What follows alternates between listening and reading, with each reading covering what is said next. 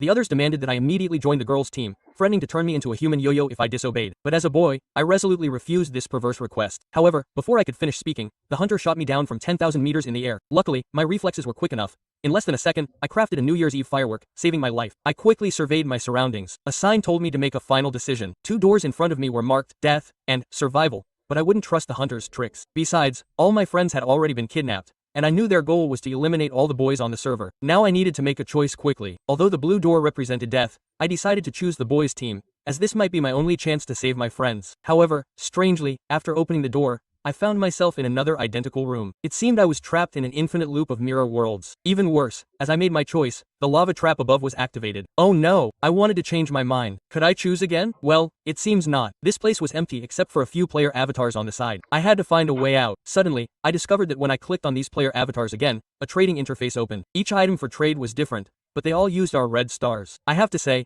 the hunter's move was very clever, because this meant that since I joined the boys' team, all the boys' red stars were linked together. Now, with less than 3 minutes before the room filled with lava, I decided to use 3 red stars to trade for a sapling. Now I only have 7 red stars left. However, this means that other boys are in the same situation as me, also only having 7 stars left, making it easier for the hunters to eliminate the boys. But a sapling without soil is useless, so in my panic, I used another red star and a sapling to trade for 4 blocks of soil. Now I have no more saplings. There's nothing I can do. I had no choice but to spend 3 red stars again to trade for saplings, leaving me with only 3 stars left. As soon as the lava touches the ground, I'll be dead, meaning we have less than 2 minutes to survive. After trading for some food, we could only pray that the sapling would grow quickly. During this time, I tried digging through the wall to escape, but that was obviously wishful thinking. No matter how we tried to escape, we would always end up back in the same room. Fortunately, the sapling finally grew. Using the wood, I made 16 planks to seal the room, hoping to buy us some time while waiting for another sapling to grow, but that was also wishful thinking. So I spent another red heart to trade for dirt, trying to seal the gaps, but the lava was descending too fast, so I had to make a wooden boat first. There's no time left now. I'll take out all the blocks to block the lava, and then place my last hope on the door of the red room, hoping to glitch through. Okay, it seems we succeeded. We were so close, but something seems wrong here. From the looks of it, the red room is also a trap. It seems the hunters never intended for me to get out alive. At the same time, the screen on the wall showed the predicament of my friends, and the hunters even claimed they would make me watch as my friends were eliminated one by one. This won't do. I must save my friends. But the entire room seems to be surrounded by machinery, and even worse, the spikes on the walls are getting closer and closer. We can't just stand here. We have to collect all the usable blocks. We have about 15 seconds left. Let's count our resources. We have a bed, so I have a plan. I can use the carpet to build myself to the edge of the roof, then place the bed down, and immediately lie down and sleep. Of course, we're not sleeping for real, but using the sleeping mechanism to glitch out of this mechanical room. Fortunately, we finally succeeded, but there's no time to celebrate now, because we must quickly find where the hunters are holding our friends captive and find a way to rescue them before the hunters kill them. It looks like this place is the prison. At this time, all the boys on the server were locked up in this place, but I couldn't get close, because once I crossed the red line, the hunter guards would take us down. So, we had to make a plan. First, we needed to find a way to get in. Since the prison gate requires a key to open, this means we have to eliminate the guards. However, I already have a bold idea. Considering that there is a beast farm on the server, we might be able to use the enraged beasts to help us defeat the guards, but the premise is that we have to find a way to enrage the beasts first. TNT is certainly a good choice. Now, the beasts are completely enraged. We just need to lead them to the guards, but before that, I have to go invisible. Then we can sneak into the prison and rescue my friends. And my plan worked perfectly. Although the guards discovered my invisibility, they underestimated the attack power of the enraged beasts. With the help of the beasts, we successfully eliminated the hunters and obtained the key. With the elimination of the 2 hunters, now is the best time for our rescue operation. However, before going in, we have to put on hunter armor to disguise ourselves. But strangely, as soon as we stepped inside the prison, I was given mining fatigue, and the sign still prompted us to choose which room to enter. Based on the previous experience, I guessed that the blue room must be a trap room, but considering the unpredictable movements of the hunters, I began to hesitate, because choosing the wrong room would mean that all the boys would be eliminated. However, while I was hesitating, I suddenly noticed a corner. It seems this is the right place, and I also noticed that my friends were not far ahead. Even more fortunately, there are no hunter guards here now. This is the best time for me to rescue my friends. However, just as I was getting closer, the hunters suddenly appeared. It turned out that this was all a conspiracy orchestrated by the hunter faction. They had been hiding above, waiting for my appearance, and then, right in front of me, they threw my friends into the void, and they all escaped. He even mocked me afterwards. There was nothing we could do but quickly get away. Because my mission failed, I was the only male left on the entire server. However, Daizai's actions completely enraged me, so I decided to take revenge on him. Considering that Daishi has always wanted to create an artistic world of their own, I decided to create a false event for him, and as punishment, trap him in it forever. Of course, this idea was quite ambitious, so I decided to log into my alt account to enter the game. Because the names are almost identical, the first step is to use a fake death to make Daishi lower his guard, and then use the alt account to return to the game. Fortunately, my plan succeeded. In the hunter's eyes, I was already dead, and and the entire server belonged to them. Little did they know, my plan had only just begun. Next, I must eliminate the hunters one by one without being noticed, and as the main culprit, I will leave Daishi for last and trap him in a false world. Now the hunters have separated, and this is our chance. Even though we only have one red star, I still believe I can defeat these hunters. Our immediate target is Ah Jin. I have already sneaked into his house. In a chest, I found a large number of TNT minecarts, so I came up with a new idea. I can use a furnace to stack a large number of TNT minecarts together. The power of these TNTs is enough to blow up the entire building, and the elimination message won't show any names, so I won't be exposed. Now I just need to aim at them with a bow and arrow from the outside, and then wait for the plan to succeed. The elimination message shows that Ah Jin was eliminated by an explosion, which means we have successfully taken down one hunter, and the other hunters are completely unaware of this. It seems they have started investigating the matter, but we don't have time to create a false event yet, because I still have to figure out how to deal with the other hunters. My first idea was to use dogs, because with enough trained dogs, their power could be quite considerable, but I quickly realized the problem.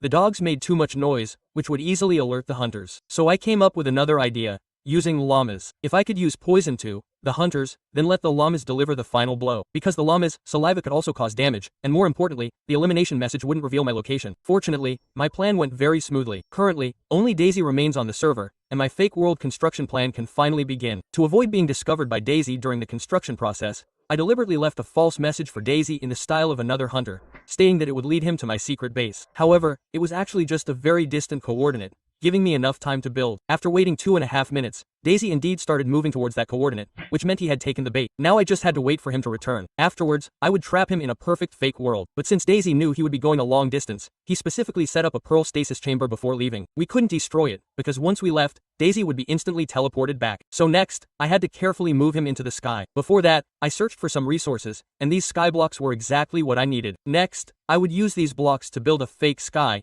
and it had to be large enough. If you didn't look closely, you wouldn't even be able to tell the difference between it and the real sky. After several hours of construction, a huge sky was completed. Now came the most important part, carefully moving his pearl stasis chamber into the fake world. This method was very simple. We just needed to extend vertically upwards along the structure of the stasis chamber, then replant the sea pickles inside, and finally knock away the bottom blocks. Meanwhile, after realizing he had been deceived, Daishi began rushing back to the base. Now, we're using the live teleportation pod to bring him back. Apparently, Daishi, who was suddenly teleported back, was still a little disoriented. Although he felt that something was wrong with Mari, he couldn't quite put his finger on it. But after seeing that his base was still there, he relaxed. Obviously, he was completely unaware of this fake world. At the same time, to enhance the realism of this world, I even added a fake player to him. Then I started to communicate with him, and after hearing my voice, Daishi, who was already confused about this place, became even more frantic. Grass. Sorry guys, I didn't want to betray you, but they promised me that if I joined their girls' team, I could choose anyone as my girlfriend. Quote, welcome to the male-female Dewey Kong civilization. As you saw at the beginning, our boys' team has a big traitor. Originally, this was an operation to eliminate the female leader, but the appearance of the traitor caused us to fall into their pre-arranged trap. The story continues from the previous section. You guys better behave yourselves and don't try any tricks. There are 20 female guards around here. That's right. If you dare to move even an inch, we'll kill you instantly. Several fully armed girls suddenly walked out of the secret room. Their purpose was obviously to confiscate all our supplies, and in this situation, I couldn't think of any way to escape. Listen up, you boys. Hand over everything in your inventory. Dare to hide anything, and the floating swords in our hands are not to be trifled with. Believe me, I can make your heads roll in 3 seconds. Under their death threats, we could only obediently open our backpacks and empty all our supplies. Also, one more thing. The lava will engulf the entire platform soon. Enjoy the fear of unknown death. These girls knew that waiting for death is more painful than death itself, so after confiscating all our supplies, they didn't kill us on the spot, but left us here to endure the fear of death. What's even worse is that Diana still didn't forget to add insult to injury. You know who designed this trap?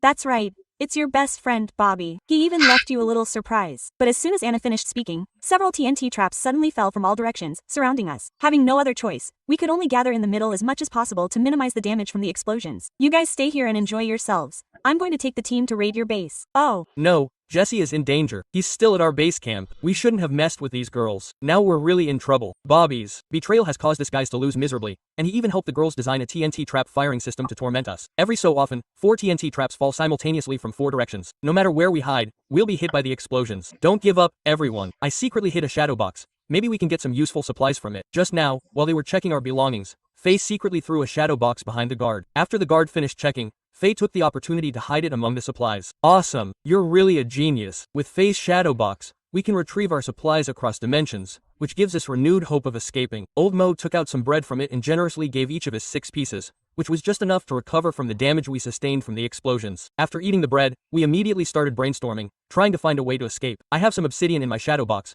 but it doesn't seem very useful in our current situation. If we can get closer to the launchers, maybe we can use it to stop the TNT from firing. I remember you said you had bamboo and a crafting table. Throw them to me. I have a way to get close to the launchers above. Using the crafting table, I synthesized the bamboo into ladders, but due to the limited amount of bamboo, I could only synthesize 6, which isn't enough for me to climb to the launchers. Soon, another round of TNT bombs hit us. Guys, we have to find a way to dismantle those launchers. How many blocks do you have? Throw them all to me. I counted them, and there were only 8 blocks in total. This was obviously not enough. Even with the ladders, we couldn't reach the emitters above. Everyone was rummaging through their items to see if there was anything useful. My inventory was completely empty. I didn't have anything left either, only a vine. Quick, give me some bones. I have a brilliant idea for this. What use could that be? Are we supposed to wait for it to grow slowly? I forgot to tell you. I have a lot of bones in my backpack. I can turn them into bone meal using the crafting table. Next, I need to find a suitable location, plant the vine, and then use the bone meal to accelerate its growth, quickly making it reach a height of 150 blocks. However, just as I was about to climb up, Turtle suddenly said that the idea of blocking the emitters was his, so he was willing to take the risk. Remember, blocking just 2 emitters is enough for us to create a safe zone. After saying that, he handed me 2 obsidian blocks, and I gave him 6 ladders. With everything ready, Turtle began climbing up the vine. He climbed very quickly, and soon reached the top of the vine. Next, he needed to use the ladders to constantly move closer to the emitters below. Although his final jump wasn't perfect, fortunately, he successfully blocked 1 emitter with the obsidian. I think blocking 1 emitter should be enough, but to be safe, you'd better block the one next to it as well. Okay, buddy, I'll do as you say. Turtle followed my suggestion and began moving towards the other emitter. However, at that moment, the blocked emitter suddenly exploded. The shockwave of the explosion caused Turtle to fall from a great height, losing all his health. I felt extremely guilty about this. It's all my fault. I told him to block that side. If it weren't for me, he wouldn't have had this accident. Don't blame yourself, buddy. It's nobody's fault. He was just unlucky. The only thing we can do now is to make sure his sacrifice wasn't in vain. He only blocked 2 emitters, which means half of the area is now in a safe position. When the T symbol fell again that day, we only needed to hide in the safe zone on the other side to ensure our safety. This safe zone was something Guinan fought for us. Only by escaping this accursed place could Guinan's sacrifice not be in vain. Now, quickly check what you have left in your backpacks. I only have bread left in my backpack. I also have a fishing rod and a purple flower. Give me the purple flower.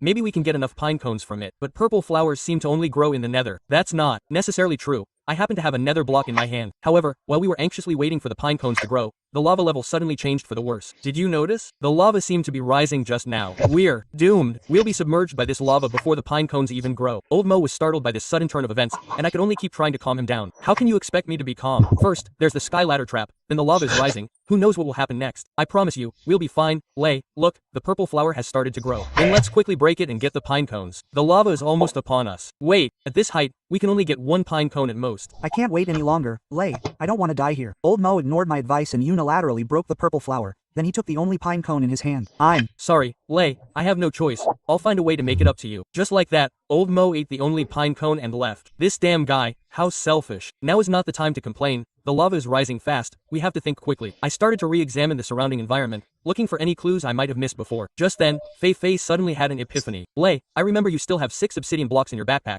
Maybe we can build a portal and then use the rising lava to activate it.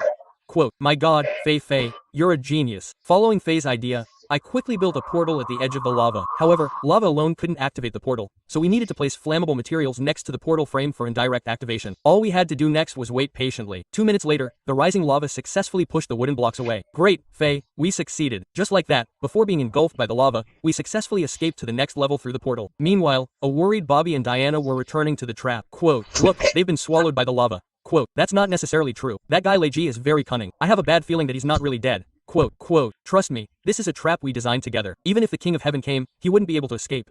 Quote, at the same time, on the other side, Fei and I rushed towards the base. Diana already knew the location of our base. Perhaps she had already led an invasion. We had to inform the base members immediately. However, when we got closer to the base, a glance from afar chilled us to the bone. The bridge was engulfed in flames. The girls' team had clearly been here. The remaining boys in the base were ambushed, and all the buildings were burned down. I was completely stunned, unable to accept the reality before my eyes. This injustice will not go unpunished. Just then, I suddenly spotted a survivor ahead. Quote, Fei, you two are still alive. Quote, that's right, we narrowly escaped death, but we survived. What exactly happened here? Quote, Diana led the girls' team here and ambushed all the boys. Only a few of us, including me, survived. Quote, what about our leader, Jesse? Is he still alive? Quote, he hid in a safe shelter during the girls' team's attack, so he also survived. But when the girls' team left, they left a message on the notice board with coordinates, inviting him to sign a treaty of non-aggression this afternoon. He's already gone there. Quote, This is definitely another lie from the girls' team. We must stop Jesse. Quote, I managed to salvage several sets of armor and grappling hooks. Hopefully, they'll be useful to you. Great. These will definitely be a big help. The girls' team will definitely not let this opportunity pass, especially since he's alone now. He might think he's going to negotiate, but in reality, he's walking into a trap. So, we put on the grappling hooks and immediately set off again to rescue Jesse. Knowing those girls, they're incredibly cruel and have no intention of peaceful negotiation. I still don't understand why Jesse was naive enough to negotiate with the girls' team.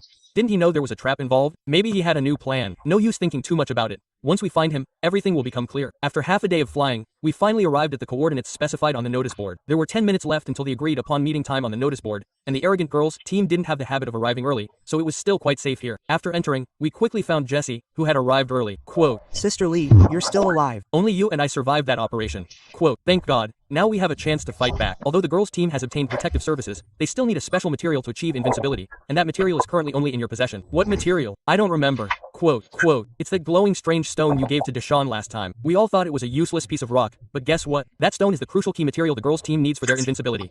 Quote, Sister Lei, do you remember where you put that stone? Quote, I put it in the old vault with Deshaun. Quote, that's great. We still have a chance to fight back. Quote, the girls' team representatives have arrived. You guys hide quickly. The notice board only invited Jesse to come here alone. Quote, this time, the female leader personally led her people here. They were trapped inside a black obsidian time crystal by the combined efforts of all the players. Don't let their gloating expressions fool you. What they don't know is that the roles of hunter and prey have already been quietly reversed. This counterattack starts with a private message. This private message seemed suspicious from the start. I realized the sender was someone I'd recently had a conflict with, and he was asking if I was free to team up for a prank. This was clearly a trap. I decided to go to the meeting point a few hours early to check it out. When I arrived at the server's spawn point, there was a mysterious small house there. Everything looked normal on the surface, until I casually removed a workbench nearby and discovered a ladder leading straight underground. A sign said, Community Warehouse, but the chests were piled up against the wall. The disguise was too fake. I pressed a hidden button nearby, and a wall suddenly opened. I knew something was fishy. Inside was a long secret passage. At the end, I saw a magnificent room, a luxurious underground conference room. This purple wall was especially impressive. I dug through it, and behind it was indeed another area, seemingly an obsidian prison. I examined the inside carefully. There was a long pipe overhead, and my head was hanging on the wall. Clearly, this prison was meant for me. Someone was trying to plot against me. There was also an empty room next door, with an ancient guardian's head on the wall. I instantly understood their plan. They wanted to lure me into this small house, push me into the pipe, drop me into the obsidian prison, and then use the ancient guardian to inflict mining fatigue on me, making it impossible for me to dig my way out. The chests even contained a message taunting me. Caught you. Since I've discovered their plan, I have to strike first. After all, the best defense is offense. But first, I need to figure out who my opponents are. I pushed open the door, and inside were a bunch of Buy ET merchandise boxes. There are only 5 of these in the entire server. I have 1. The remaining 4 are in my friend's possession. It seems it's definitely a familiar culprit. Maybe it's because I recently renovated their houses for free? It's a bit petty to try to frame me for that, but that's not all. There were 12 chairs in the conference room, which means all the players on the server were involved. I remember now, for fun, I kept switching my username between the 2 factions, helping them steal things from each other and framing Yamada Kai. It seems this incident has escalated, and they want to arrest Vin. Since these guys aren't online yet, this is my chance. I'll dig through the floor of the Obsidian Key prison, then take out TNT and TNT minecarts, stacking them crazily under the conference room floor, filling the entire layer with explosives. All I have to do is pull the lever to detonate it. While this won't kill everyone, it's enough to create chaos for my escape. But how exactly should I escape? I'll definitely be cursed by the ancient guardian. Even if the explosion is successful, I'll still be trapped in the prison. Therefore, I have no choice but to do this. Modify the walls, installing pistons and redstone. As soon as I pull the lever, the black concrete powder on the ground will fall, revealing the escape tunnel I dug in advance. I need to prepare everything, and finally restore the scene, repairing the prison as if nothing happened, including the secret passage and workbench, pretending that nothing happened. Just in time, a trap. These guys are online. It's been months since I've seen so many people online. They're definitely up to something. One guy even asked why there were so many people here. It seems he's also feeling guilty. I decided to mess with their heads, deliberately pretending to attack them in front of him. He frantically yelled at me in voice chat to stop, and Mio next to him punched me, trying to distract me. I resisted exposing them and secretly told my friend that there was a mole here. It was hilarious watching him pretend to be innocent. He even replied, "What do you mean? I don't understand." His eyes were completely blank. But my trap has a big problem. As soon as they dig up a block, it will reveal me, so I have to leave to create an alibi. So I ran to the nether transportation line and happened to run into them transporting something. At the time, I didn't know what it was, but it felt suspicious. Only when I got on the boat did I realize that they were transporting an ancient guardian. They were all acting furtively, afraid of being discovered. Little did they know, I already knew everything. After teasing them, I returned to the main world. There was a person there without any equipment, acting pitifully. This was clearly bait, meant to lure me over and distract me. I pretended to go over to help him fight, greeted him, and even threw him some food, making him feel guilty. Meanwhile, his teammates were transporting ancient guardians in the nether, urging everyone to hurry up and get the job done. Not long after, SIF approached me. It seems everything is ready, except for me. To be honest, I'm a little nervous now. The two factions have teamed up to catch me, but I still have to blow them up. I pretended to know nothing and asked him where he was going. He said he was going to that Koya, small hut, and asked me to go with him, trying to trick me into going inside. This excuse was too lame, but his acting was quite sincere. He kept emphasizing trust and love, saying that below was just a meeting room, but I had already seen through everything. I had to be a little wary, pretending to suspect an ambush below, since it's not normal to find so many players digging around in this area. He said we all have milk, so there's nothing to be afraid of. This is clearly nonsense. Milk doesn't cure the lingering effect of the ancient guardian's attack, does it? I looked into the pit, and there were clearly several name tags hidden below, indicating that other players were hiding inside. I deliberately said there were name tags, and he kept insisting there were only 2 people. But I knew in my heart that the whole server was hiding down there. This was my last chance to escape, but if I didn't jump down, my TNT trap wouldn't activate. You can't catch a wolf without sacrificing a lamb, I thought, and with a determined heart, I jumped down. This jump landed me directly in an obsidian prison cell. A group of people instantly surrounded me. Chief, that cunning old fox, teleported away using a shadow orb, leaving me trapped alone. Now I was truly stuck. Looking at their smug faces, I realized that the so-called conflict between the two teams had all been a performance, just to catch that missile expert named Pev. They thought they had caught the culprit. At that moment, Chief suddenly reacted, saying I wasn't Kevin, that they had caught the wrong person, and asked where I was. These guys were really slow-witted. That's when I noticed the blocks under their feet had been replaced. My trap might have been discovered, but I couldn't worry about that anymore. I had to take a gamble. I opened the reserve chest and saw a block with a mocking name. I wanted to wait for them to give me an explanation, but they just kept muttering unintelligibly. Fine then, I had no choice but to activate the trap. Just as everyone was looking bewildered, the ground shook violently, a huge explosion sounded, countless TNTs simultaneously detonated, and the entire underground base was instantly blown apart. These people were scattered in all directions, all lagging. Taking advantage of the chaos, I activated the piston mechanism under my feet and slipped away along the water current, leaving behind a group of bewildered players. They were still arguing in voice chat, suspecting each other of being traitors. In fact, the double agent was me, and I wrote this too. This month-long war of wits finally ended with my perfect counterattack.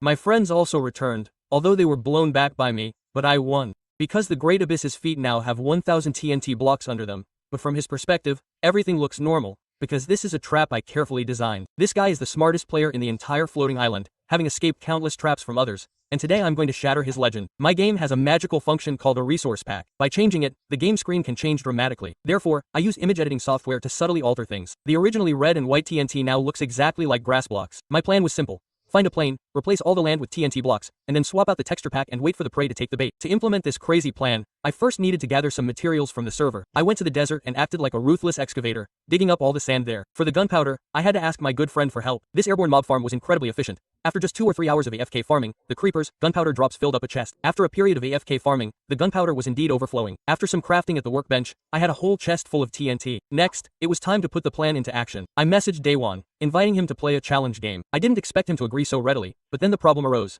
The agreed upon recording time was tomorrow, and I only had less than 24 hours to set up the field. I had to act quickly, spreading all the TNT on the ground. This job required extreme caution. If I accidentally ignited it, I would be instantly blown to smithereens. To make it look natural, I deliberately kept the grass patches on the ground, since plants can't grow on TNT. After laying down the TNT, I needed some cover. I built a small wooden house in the middle. The house looked suspiciously odd. To prevent him from noticing something was wrong and escaping, I also built a circle of glass walls around it. But that wasn't enough. Since it was my texture pack, I had the final say. I directly changed the glass texture to completely transparent. Now this wall was truly effective. I initially thought this was enough, but then I suddenly remembered that this guy is famously cautious. Previously, someone tried to trick him, but he meticulously read 100 pages of rules to find loopholes. This made me wonder, what if he checked the texture pack files and discovered that the TNT texture had changed? A brilliant idea struck me. I directly modified the game code and changed the name of the TNT, so even if he searched the files, he wouldn't find anything unusual. I'm a genius. But just having a weird teleportation portal was too fake. I had to come up with a reason for it, so I told him I was inviting him to record a challenge video, designing 4 minigames, each requiring the use of this special material pack. This way, he'd have to keep it on all the time. The plan was perfect. Next, I had to quickly set up the venue. The first 3 stages had to look like legitimate projects, even confusing him, until the 4th stage, which would be my killer move. After setting up the venue, another problem arose.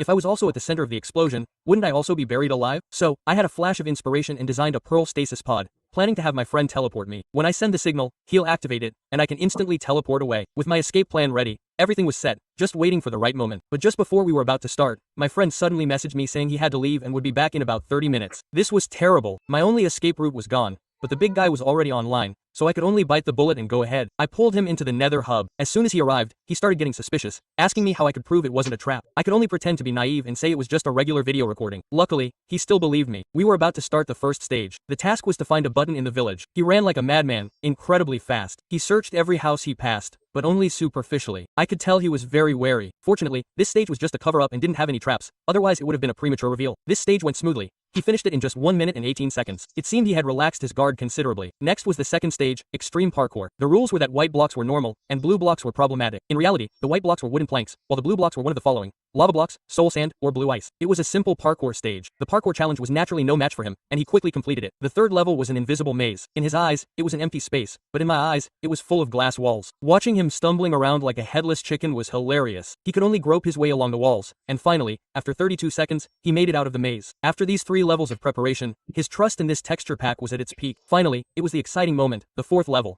A mini escape room, which was the small wooden house in front of him. He hesitated at the entrance, saying the house looked too good. I quickly tried to persuade him, "Don't worry, it's just a small game." He was still uneasy, holding his shield and looking back every few steps, even wanting to do some safety checks. I realized I couldn't wait any longer. I couldn't let all my efforts be in vain. Since he wouldn't go in, I didn't care about my own life anymore. I pulled out a flint and steel and struck the grass block on the ground. Just as I teleported away, there was a deafening explosion. The entire ground collapsed, and countless TNT blocks began to explode in a chain reaction. The screen shook violently. The area instantly became a huge crater. After a long 10 seconds of explosions, no death message appeared. I couldn't believe it.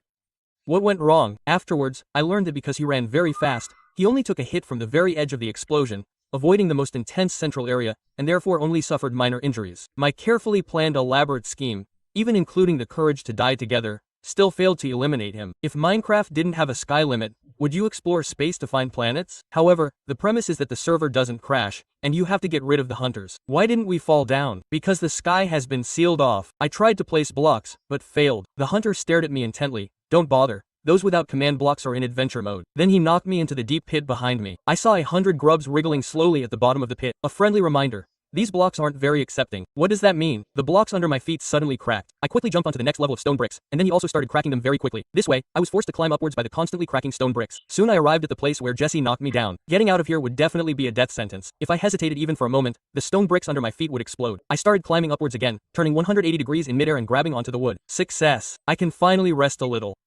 You don't think you're safe yet, do you? Looking closely, I realized that this is actually a prison. Jesse wants to test our mental fortitude. Let's go. Let him see how powerful we are. Looking at this wolf-like dog with a menacing aura, I retreated to the corner, preparing for a desperate fight. But after biting me once, it left. I was still apprehensive, afraid it would come back and bite again. You'll soon find something wrong. Oh my gosh, why is my health bar green? Ha, you're infected. If you don't have an antidote, you'll die a painful death in 10 minutes. I was about to go up and confront him, but Jesse blocked the passage and left without looking back. Was he telling the truth? Will I really go insane and die in 10 minutes? I absolutely cannot let this happen. The hunters all believe that I can't place blocks, but little do they know that I already obtained the command chestplate when I sneaked in earlier. Let me try first. It works. Let me think of a way to get out. Let's make a crafting table first. Then I'll make TNT. The next step is to place the TNT here and ignite it to blow up the netherite block. But after it exploded, I found that it couldn't be blown up. This is not good. By the time I noticed that the iron bars next to it were blown up, my intestines were completely twisted with regret. But fortunately, there's a gap here. Let's see how I can use it. Place the dirt in the hammer leaf, then move forward on the leaf. Calculate the time, and then stand up. Use the mechanism to switch to swimming posture. Now I can successfully escape from prison. Hehe, my ideals were too optimistic, and reality is so indifferent. I actually got stuck on this level. I should have eaten less and lost weight. Helplessly, I had to go back to the starting point and begin again. I still have 6 iron ingots. Maybe I can make an iron pickaxe, but I don't have enough sticks, which is annoying. Oh, right.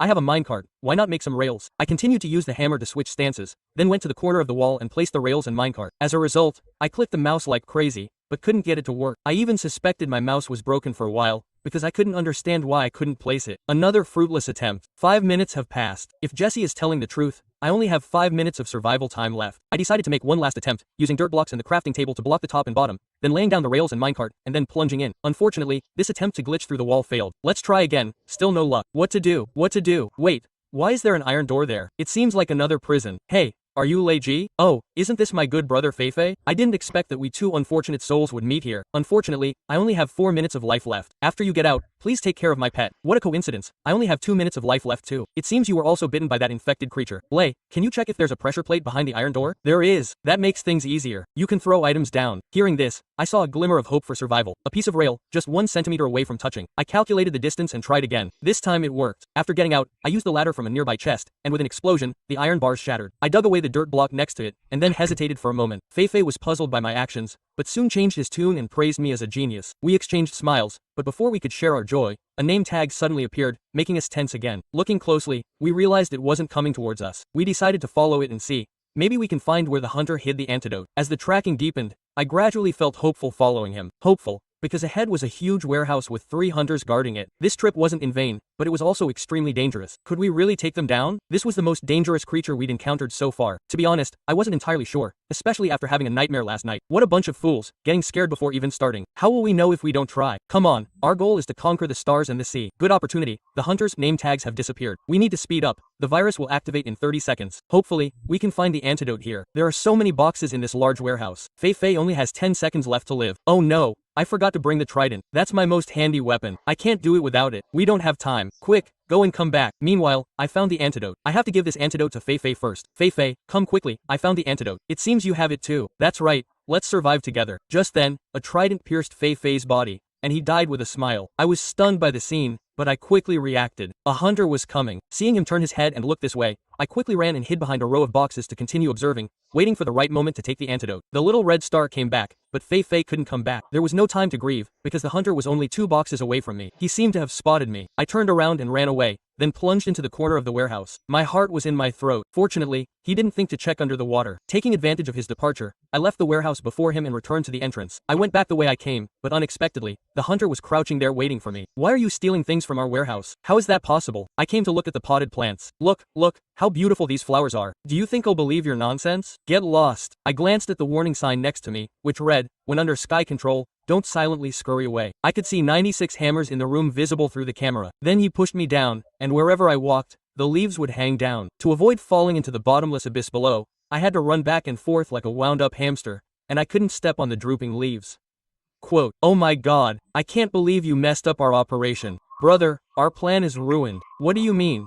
We tried to infect the Wither and control him, but we only succeeded halfway. Where is he? He's in our big warehouse. We have to run. Our kingdom is below Sky City. If the sky restrictions are lifted, everything will be over. Can you get me out of here first? Have fun. I'll help you seal the hole to prevent anyone from disturbing you. The hunters are really useless. Hurry, don't pack your things. Oh my god, is this the result of your operation? This guy looks really terrifying. Jesse, run. My legs are shaking. I'm the only one left in the entire Sky City now, so I've become the only target of the Wither infection. I have to find a way to stop. I can't keep running like this. In 1 second, I put everything in my backpack into the quick access blue container, then climbed the wall. I could finally rest, but the hammer below had already started burning, and the wooden ladder probably wouldn't last long, so I had to abandon that plan. Oh right, I still have a seed fruit. I can only hope it works. Crunchy and delicious, I ate it in 1 bite. It worked, but not completely. I'm now in the room above the prison. He told me not to step on it, but I deliberately stepped on it. Oh man, I wish I hadn't stepped on it. So I was pushed down again. Luckily there was lava blocking the way, so these zombies couldn't hurt me. I still have a piece of obsidian.